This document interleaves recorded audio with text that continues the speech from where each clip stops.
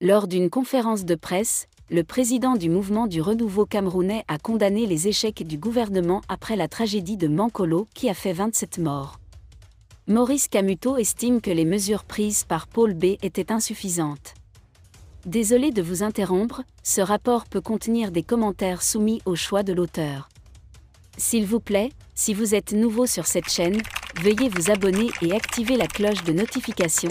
De cette façon, vous serez averti lorsque nous publierons de nouveaux rapports sur cette même chaîne. Merci. Il a demandé au chef de l'État où les victimes sans abri mettraient les matelas qu'il leur avait donnés. Il a également éploré le manque de soins psychologiques pour les survivants. Lors d'une conférence de presse, le président du mouvement du renouveau camerounais a condamné les échecs du gouvernement après la tragédie de Mankolo qui a fait 27 morts. Maurice Kamuto estime que les mesures prises par Paul B étaient insuffisantes. Il a demandé au chef de l'État où les victimes sans abri mettraient les matelas qu'il leur avait donnés.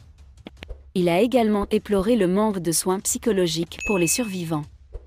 L'interdiction faite aux responsables du MRC de tenir la cérémonie d'inauguration à Ebolowa soulève des inquiétudes et des questions légitimes.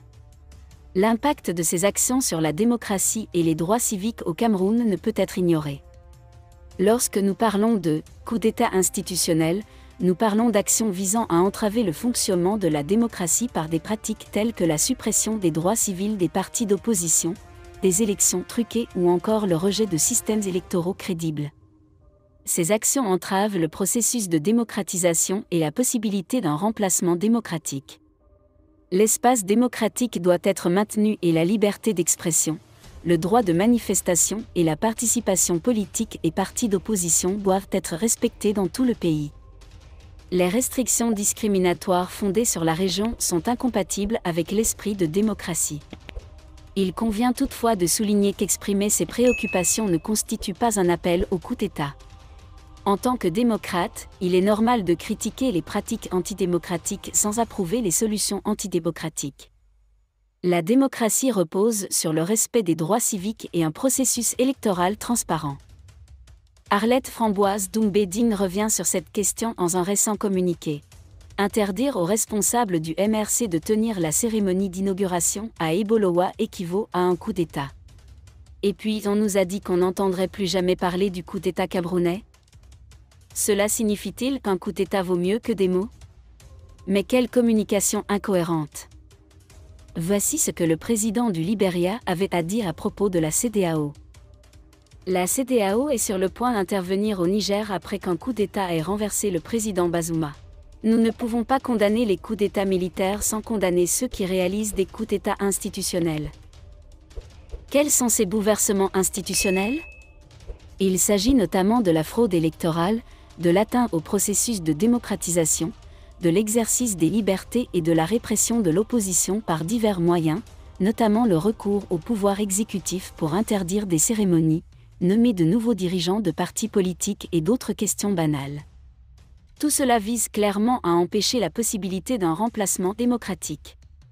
Il s'agissait bien d'un coup d'État institutionnel pour le président libérien George Weah. Ma question est la suivante. Pouvons-nous logiquement et de manière responsable interdire tout discours sur un coup d'État au Cameroun si nous préparons ou exécutons un coup d'État institutionnel en supprimant constamment les droits civiques de l'opposition ou des partis d'opposition ? Rejeter tout système électoral fiable ? La chaîne visible semble trop grande pour être vue. Remarque, ceci n'est pas un appel au coup d'État car en tant que démocrate, je suis sans équivoque opposé à un coup d'État au Cameroun. Mais en tant que démocrate, je ne peux pas fermer les yeux sur les coups d'État institutionnels, car ils ne sont pas différents des coups d'État militaires. Je pense que nous devons évoluer vers une situation où la liberté d'expression et le droit des partis politiques de manifester dans tout le pays soient respectés. Je condamne fermement l'interdiction de la cérémonie d'investiture des responsables de la commission du Mécogne à Ebolowa.